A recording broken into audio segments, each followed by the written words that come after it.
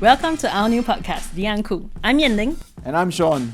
And usually on our usual freelance creative exchange podcast, we talk to professionals about how to supercharge their freelance careers. But after speaking to so many people, we were thinking, how did they get so cool? I mean, in order to achieve their successes and fame, they must have been pretty uncool at a certain point. No matter what kind of successes they have, we get our guests to dish out all the awkward moments that led them to where they are now. Some are even putting the cool in uncool jobs. So let's go talk to the uncools. Hey Sean, Yes, do you know what one of my favorite podcast genres is? of course. Anything hosted by Lo Yan Ling. Of course. But besides the fact, actually one of my favorite genres is horror podcasts. Okay. And I know this guy, Kyle Ong, who does it really, really well. But since it's almost midnight here, and I'm a bit scared, so you're going to talk to him yourself, okay? You sure your favorite one? I listen a day only. Carl, the horror podcaster, I'm sure you are very, very natural at this.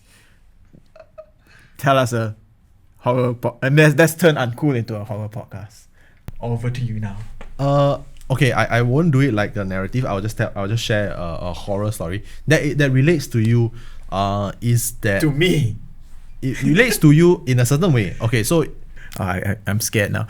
because you are a TV director, right? So you've been on multiple sets. So there was one set that I was on, and this was early days in my filmmaking career. That house was particularly dim, and it was very, very unkept. We used it for a short film, and throughout shooting, things just didn't go right. Like I was the DP for the shoot, and like I had batteries that were fully charged drained. Like, we're not talking about 1 or 2 or 3, like we're talking about 4 to 5. And I kept telling the director, and the director, he's an ATist. I kept telling the director, I'm not religious myself, but I kept telling the directors, there's certain things in the industry that we follow. When you shoot horror film, Of you should course. pray. I know right? that, yeah. Even though you don't want to do it, get the AD or the producer to do it. Yeah. And he's like, no, I don't want any religious thing on my set. I'm like, okay, fine, up to you. Anything that happens is on you. And he said, it's on me. So there weren't like any entity that appeared. I just felt that very eerie presence when I'm in that house. And the house is very small. It's one of those 2-room houses, because the film that we're shooting is also horror. So there were murder scenes, there were like horror scenes. Yes. So I just felt very off. And when I was shooting, I kept feeling that, you know, there were things around, but I didn't say anything lah. So I just kept, and we shoot till like from the morning to like late night. And the point where, you know, everything like just how should I put it? So when everything just fell apart was when 2 of the crew walked off set. They had like very heated arguments with the director over something that's very minute. I remember this was about 8 years ago for me. But it's something that I keep practicing still, because it's the first time it ever happened. So I was doing a thriller. I mean, a crime thriller. It's not horror. It's different from yours. We were at this location that, as we all know, before locations, they all have their own. People have their own conceptions about whether it is clean or not, but that's beside the point. So anyway, this building is still around. I won't say where it is, but it's now a hotel, so it's been refurbished and so on. Oh. But we were shooting there overnight, so it was like 7. It's overnight would be like 6 p.m. to 6 a.m. kind of thing. Basically, it's the most unhealthy hours to shoot. Don't do it. I would. But anyway, so we were shooting that, and then at 6, I remember when we finished everything, and I got onto the bus, because they always take you back to the when you finish a shoot, they just bring you back to the office and so on. And the bus driver,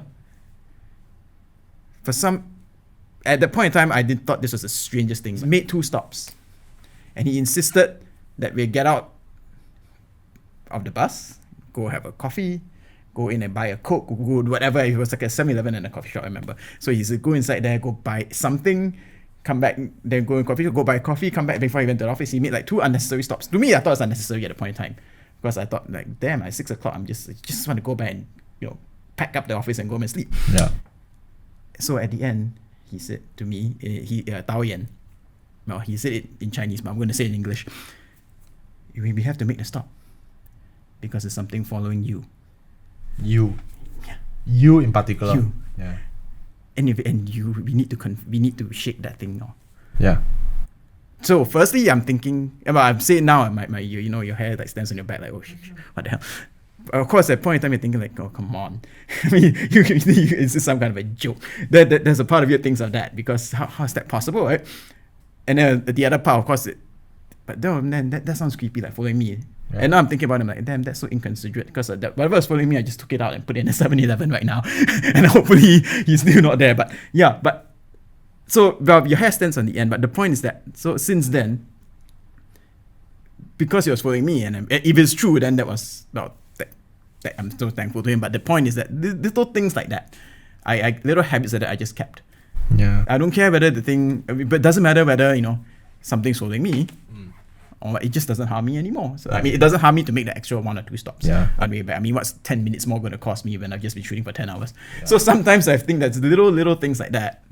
Whether it's true, whether it's just a force of habit or whether it's superstition, it doesn't help. It doesn't harm you. Just follow it. Especially when you're dealing with such a subject matter. But I think it's a lot of times, right, is for the mental welfare of your crew. If your crew feels that, oh, the director is gonna pray for the set, or the director is gonna do some, get them to burn some incense paper to make sure everybody's safe, it puts your crew at ease, right?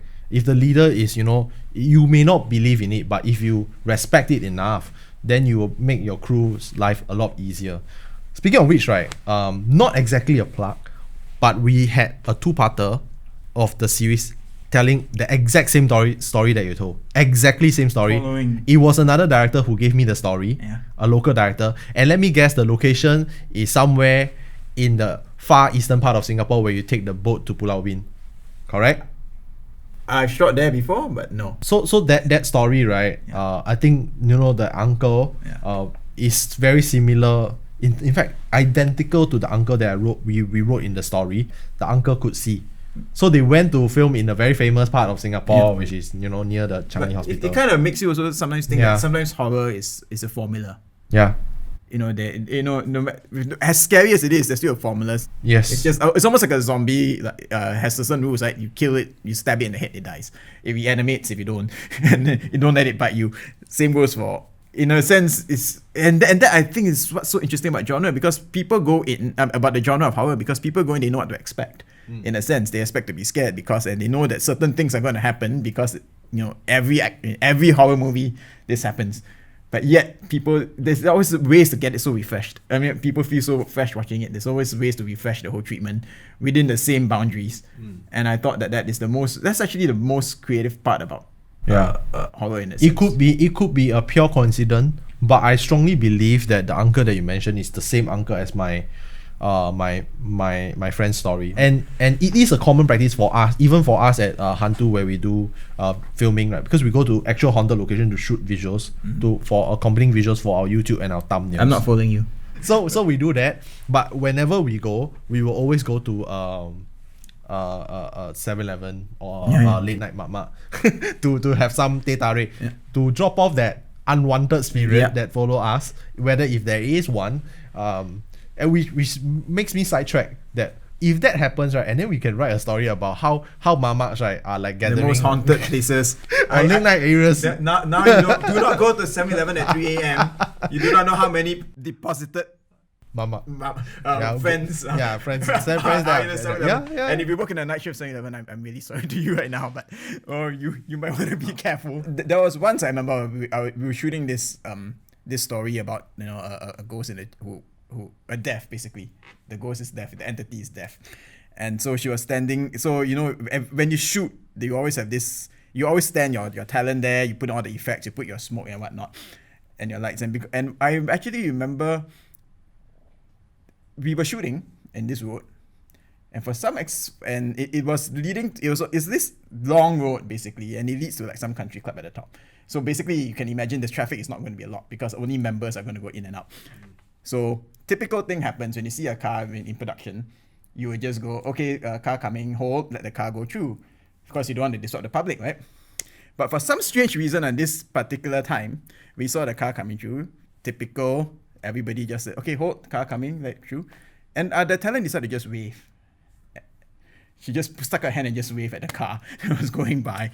And the car just came and drove right down off the road, over the curb, and then bang. And we were lying down like, and the first thing, of course, in production was like, no, that's not very nice. Now how am I going to shoot? I got this car accident for real in the middle of my location. And then the other part of you thinks like, okay, yeah, this works. He's scary enough. Yeah. But then, so I remember, shooting horror, I guess in a way you would lose that if you're only going to do podcasts. Right? But I think it's an extension to the world that we are building, lah. Like when you mentioned about funny stories, right? When we were doing the short film that I mentioned later or earlier, there was this funny incident. Our talent is in full FX makeup, full. So we're talking about long fingernails, long hair, pale skin. And it's 3 a.m. in the morning. It's an overnight shoot, right? And she decides to have a smoke break. So she went to the designated smoking area with a couple of the crew. So they were smoking and talking.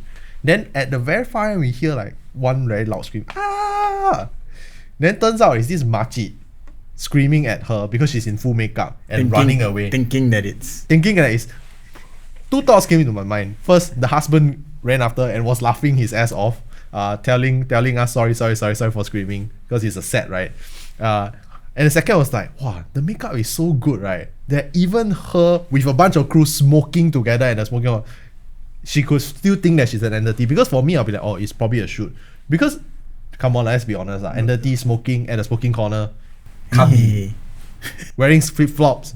Kyle, very popular podcast, Ghost Maps. Can you give us a little teaser on what we can expect to hear on an episode of Ghost Maps?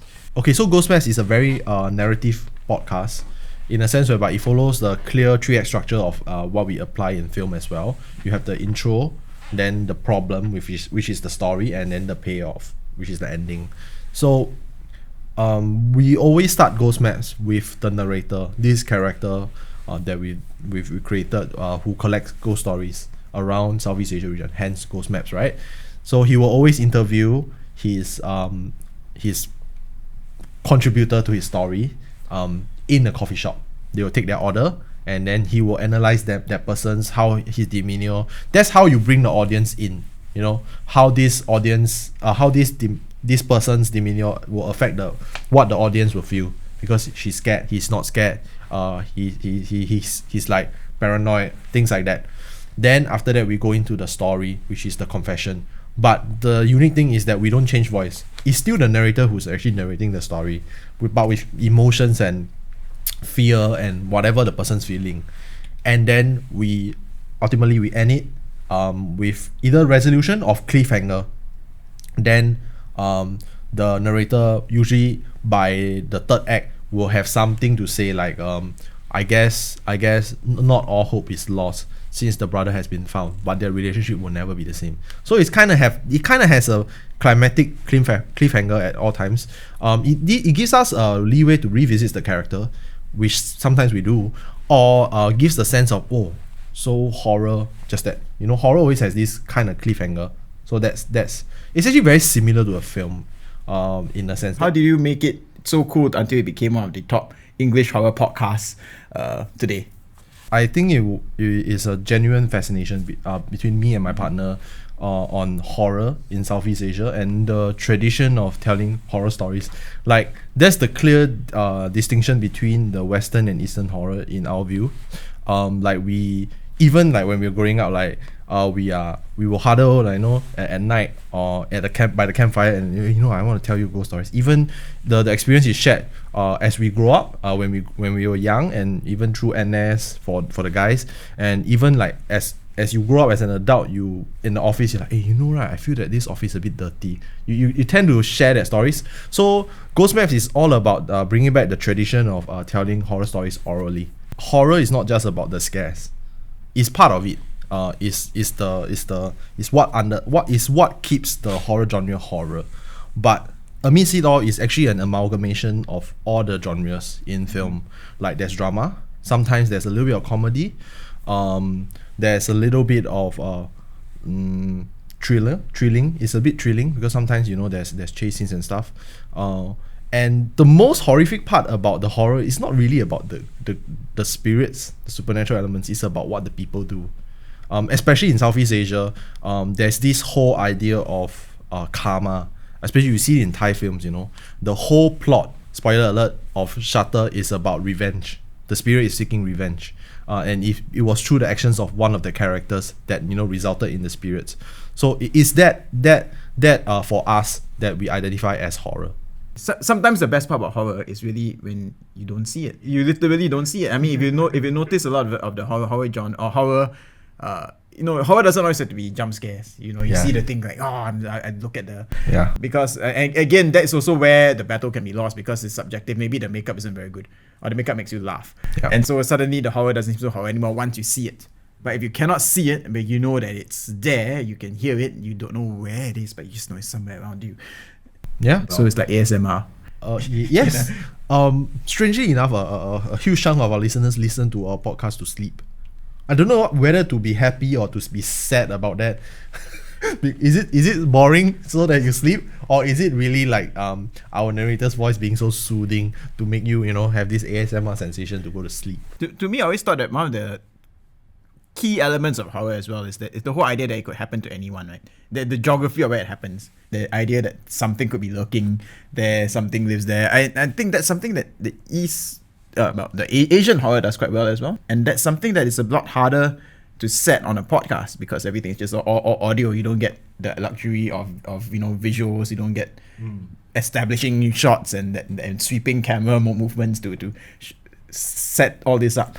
So how then have you managed to transfer whatever you just felt and whatever you just said about horror into podcasts? It's hard, but at the same time it's easier because for videos or films, right, there's visual and audio. There's two elements you can actually make the, you know, viewer go into the world.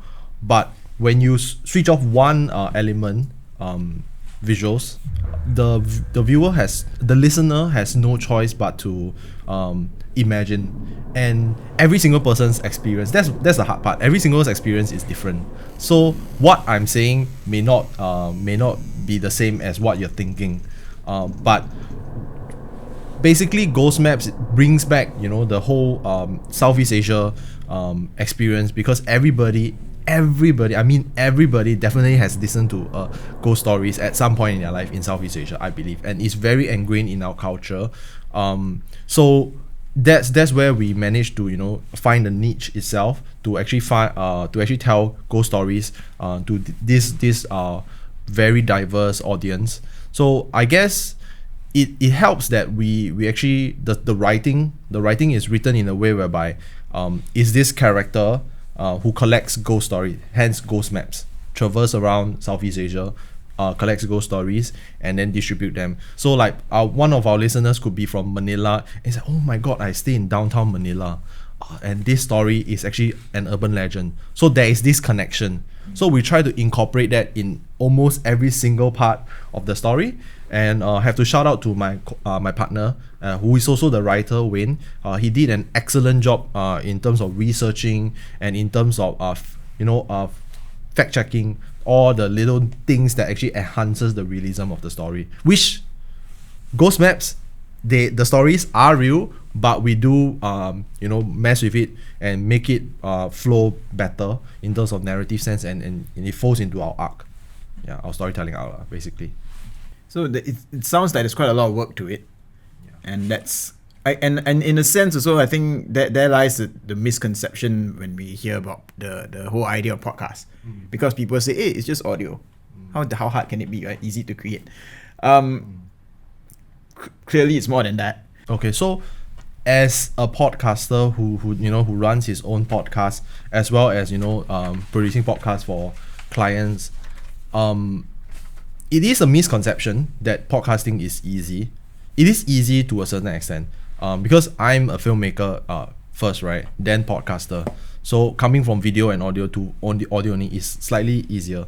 But it also depends on your expectation. For us, because Ghost Maps is a narrative podcast, everything is written. It's not like right now, like a talk show where we could talk for an hour and we get it transcribed. Even for this talk show, there's a lot of planning involved. So there's planning, there's scripting, there's still editing. You're only taking out the visuals. But for this, there's also visuals. For Ghost Maps, we also have a video podcast. It may not be like reenactment, it is creepy visuals, but believe it or not, it takes a lot of effort to actually go to haunted locations to film. Yeah. In fact, it sounds even more challenging in a sense, because you're going to need to convey all that clarity with just audio. I don't think it's really numbers that define you. It's good to have the numbers, but I think the most important thing that a podcaster should find is his or her community, the niche that I like to share with people, is finding your niche within that podcast. Because podcast is something that's super intimate. It's not like a film where you go to the cinema and you watch it, like, oh, I love Pulp Fiction. Oh, me too. Then you watch it together as friends.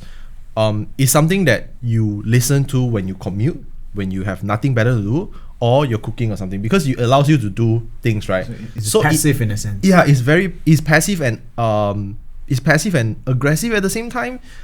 It's very, very personal. So to be able to speak to that person in that intimate level, it means a lot. So when you get listeners as podcasters, right, they normally stick to you all the way, because they're like, oh, I really like this person, I really like what this podcaster is doing. So to find your niche is the most important thing as a podcaster, and it is a clear definition of you succeeding. I know a lot of podcasters, they try to talk about things that are happening around the world. Nothing wrong with that, but you don't seem to find a niche because you're just following the trend like everyone else. For Ghost Maps, we are very, very clear of what we want to tell. Southeast Asian ghost stories, nothing else. That's what we want to do. And we have already found a niche. So I think the advice is to actually find your niche, your community, and then you will have a successful podcast. So what was the one moment you had in your entire time as a podcaster where you thought, okay, I'm going to be so good at this right now. I can actually be a successful podcaster. Was there that moment where it dawned on you that yes, I made it? I'm cool. Okay. There's this misconception, right, that podcasting is cool right now because there's this whole trend, Clubhouse podcasting, it's cool to be a podcaster right now. I think it was uncool to be a podcaster back in maybe 10 years ago. I feel like, was it even a thing 10 years ago? It was. Ask the pioneers. But I think that you should start a podcast not because you want to be cool. You should start a podcast because you think that you have something cool to say. You should always align your storytelling to people that you want to reach out to. So for us is we want to tell Southeast Asian ghost stories, and I'm sure there are people out there, and we found out people. So for example, you want to tell a story, I don't know, about like fruits. And there are people who like fruits, and then you can find the cool people. So that's you. Then you have a cool podcast. There's only two reasons why we started Ghost Maps. One, out of the simple necessity of getting stories, ghost stories from Southeast Asia. We can't find it anywhere. Back in 2019, we can't find it. We were like, I was quite frustrated. I was like, I want to listen to stories that that represents me, my culture, but no, none. So, and second, as mentioned, I'm a filmmaker myself. I've been trying to make films for the longest times, feature films, and getting funding, even for horror films, is actually very hard to get investors to convince them. Hey, look. So me and my partner Wayne, we actually sat together and like, look, let's shorten down the scripts. Let's get real ghost stories. We start a podcast. Use it as an MVP, minimum viable product, to show investors that hey, this actually works. We have X amount of listeners that actually like the content. Imagine that, but in film. So we have kind of achieved that. People are talking to us or adapting some of the stories, or actually writing new stories to make into a feature film. So I think that's not success. That's a clear indication of what we are doing right. And is the whole idea then that the podcast is just a means of distribution for you? It's not, in that sense, it's just to get yourself out there. It's not really your main.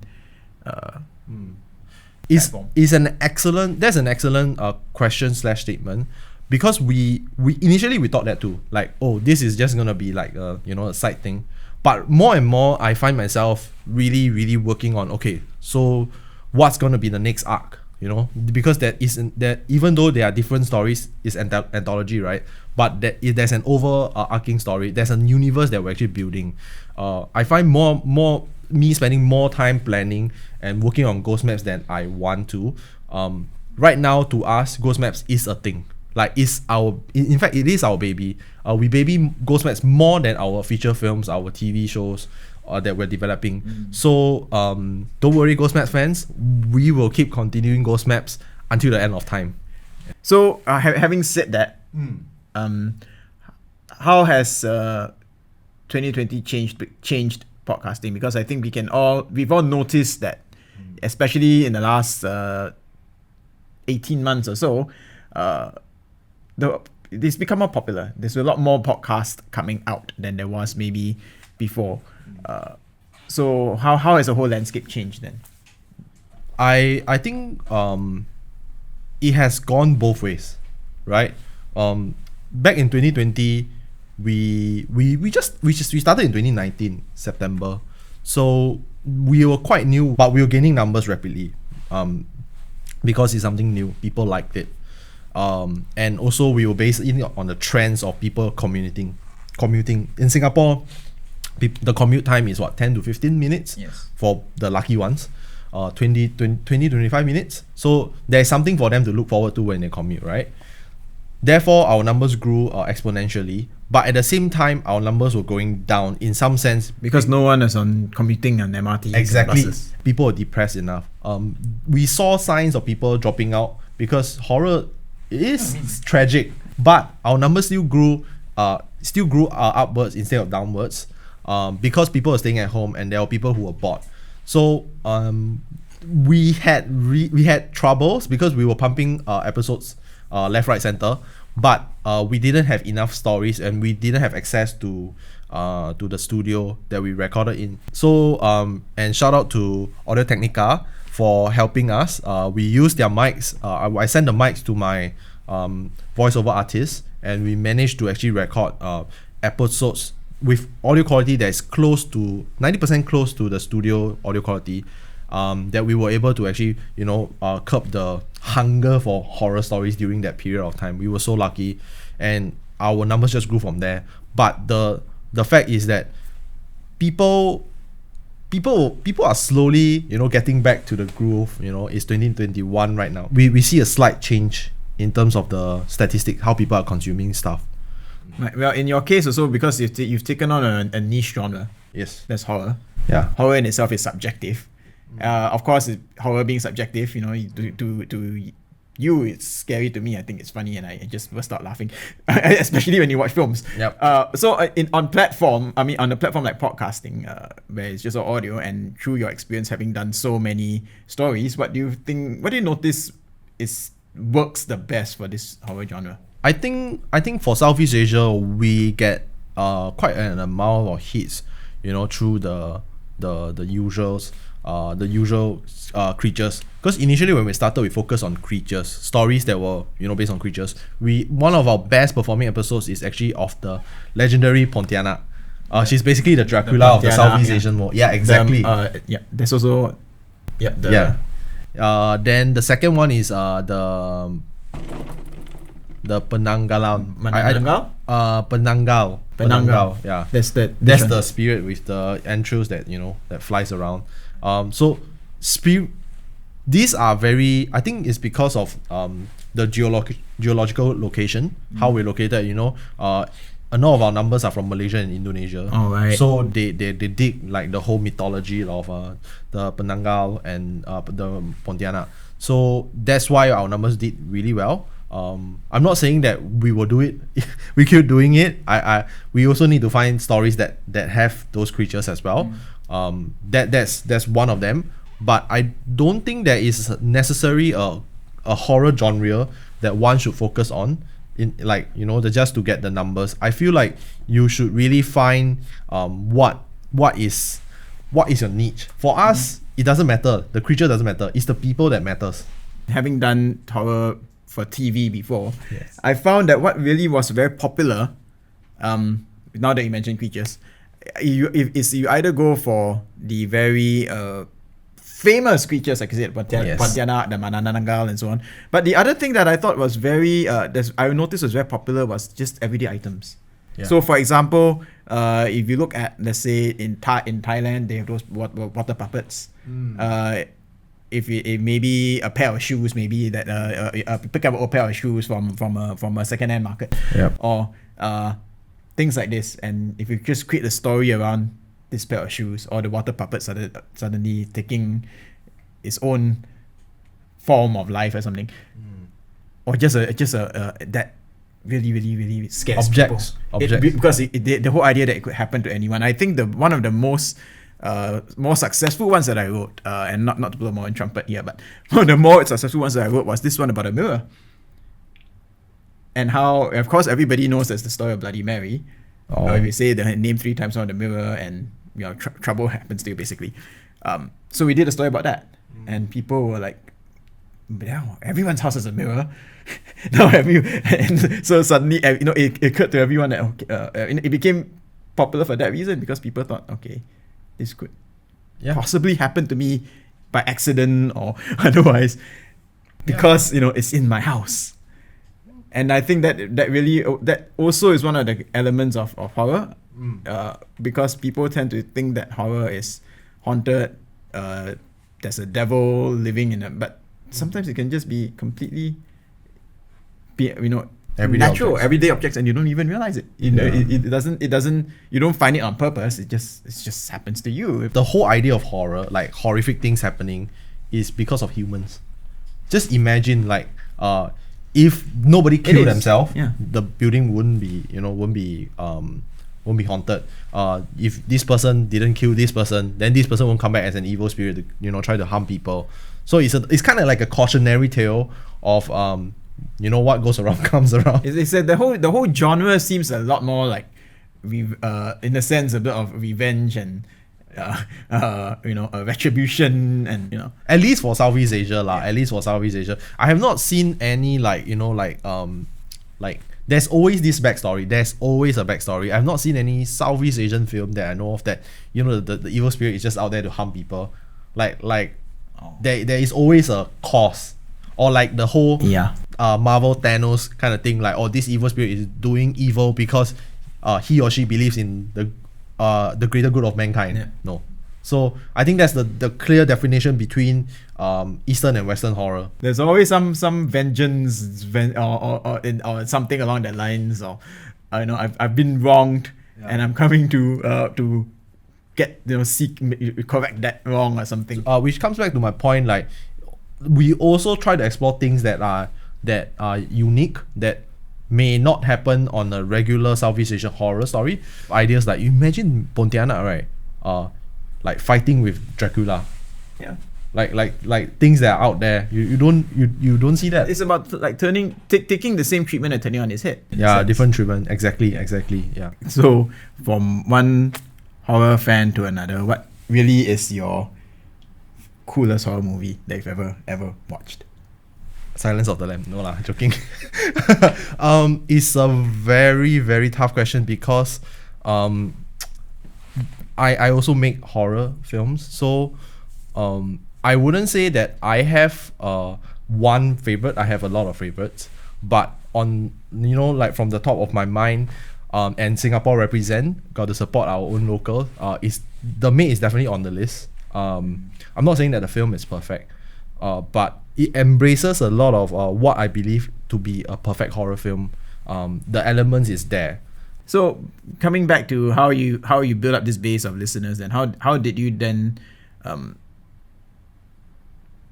how did you then pivot into podcasting, given your background in TV and film, and what pushed you to pivot into podcasting, or maybe sidestep if you don't call it a pivot because you're still doing your TV and your Yeah, I'm still doing that. That's my day job lah.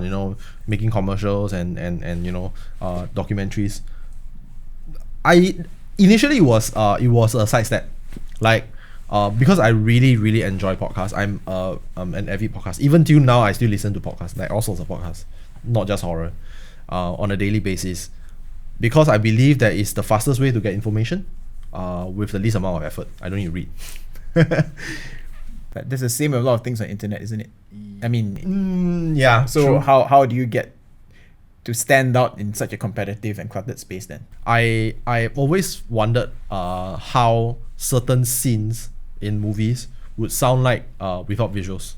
So just imagine that epic dialogue in Fight Club, right? Imagine it just purely audio, like a podcast setting. I always imagine that. So there's a curiosity there, and also I think that with the is a bigger picture. With the advent of YouTube, Facebook, content creation is so democratized. I believe that podcast is also part of it. So people are able to tell stories at a very, very low cost.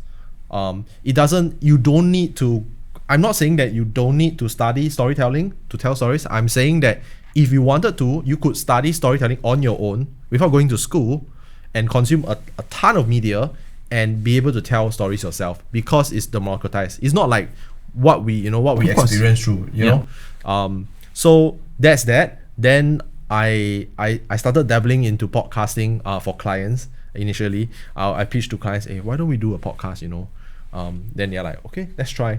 And then after 3 to 4 years, I think that I've kind of managed to learn what I could learn. Then the chance came and I just launched my own podcast. But to be successful is what I said earlier. You have to find your niche and your community, man. You can't just, I'm going to start a podcast and then I'm going to be successful. No, it does not work like that. Jumping on the bandwagon doesn't make you successful. Knowing when and how and who to target when you jump on the bandwagon, that's what makes you successful. There's so much noise, right now. Every day there's new podcast shows launch. How do you stand out through that noise? It's really to finding your niche. I make it sound simple, but it's really not simple. You need to do your research, man. Like that's what I do when I consult for people also, or when I teach podcasting, is to really like look at trends, how are other people doing it. Most of the people are doing this way, go the other way. Try thinking outside the box. Yeah, that is what is true value. It applies not just for podcasting, for filmmaking as well. Yeah, it may seem like a lot of it may seem like there's a lot of ideas that are already done, even for those that you have been thinking about for years. But know this, there will always be something new. There will always be something new. And, even on YouTube, that this platform is already old, as we know of. But there's still people doing new things on it that you have never thought of. I don't have clear examples. So for example, someone playing ping pong in a very funny way against the wall, but they being able to do trick shots. That could be a piece of content. That could be a niche itself. So yeah, don't give up. Always think outside the box. Yeah. Okay. So Kyle, when were you the most uncool? I think I was the most uncool when I first launched Ghost Maps. There was a lot of anxiety when we launched the first episode, because we really didn't know it would be a hit or it would be a failure in terms of our own projections. Of course, we do have some milestones that we want to hit. So I was, the first 2 months I was super anxiety, and I was like promoting left, right, center, and I try not to promote my stuff too much. It's never good when you're doing it massively. I felt that I was super uncool at that point. People were probably finding me irritating, and I was posting into different Facebook groups and sending to friends through WhatsApp, hey, listen to my new podcast. It's almost asking someone to, hey, listen to my mixtape. I've done it. I spent a lot of effort, and friends and family, they don't want to hurt you. They just tell you, oh yeah, it's nice, but you never know whether if it hits. Until the third month, because the first month we were doing 600 monthly listeners, which is very low for a podcast, especially for ours, because we are hitting a niche target. Horror should be doing well. In the thousands. Yeah, in the thousands. Until the third month where we hit like, I think 5,000 or 10,000 monthly listeners, then we were like, okay, we're on the right track, because it went up this way. We knew that there were people that's hungry for content out there, and then we received like fan mails and stuff then we realized that okay, we are no longer that uncool anymore. So what would you say then to yourself when at that most uncool moment? Just believe in your idea. Even though it will fail, it might fail. At least you had fun doing it. The whole point of making content as a creator, right, is to have fun also. It's not to create content just because you want to get the hits, right? It's to also have a great time while you're doing it. And even after like 30, 35 episodes, I think I'm still loving the process, man. Like recording, editing, publishing it, loving it. So Carl, our listeners will want to know where can they find you and where can they find Ghost Maps on socials? I don't have an Instagram, nor do I have a Facebook page. So unfortunately, you can't follow me there. But you can follow my podcast at WEAREHANTU. So this is our new t-shirt. I'm just testing it out. WEAREHANTU is on Instagram, YouTube, Facebook, Spotify. Yeah, we are almost everywhere lah. So that's where you can find me and my partner Wayne on our podcast. Yeah. If you enjoy this podcast, please subscribe to The Uncool or rate us 5 stars on Spotify or Apple Podcasts or wherever you listen to podcasts. Just search for Freelance Creative Exchange and you can find more episodes of The Uncool or others in our series. And then you click follow. Also, share with us and celebrate the uncool moments by going to any social media platforms and using the hashtag #FCE Uncool. We want to hear from you, and remember, it's cool to be uncool.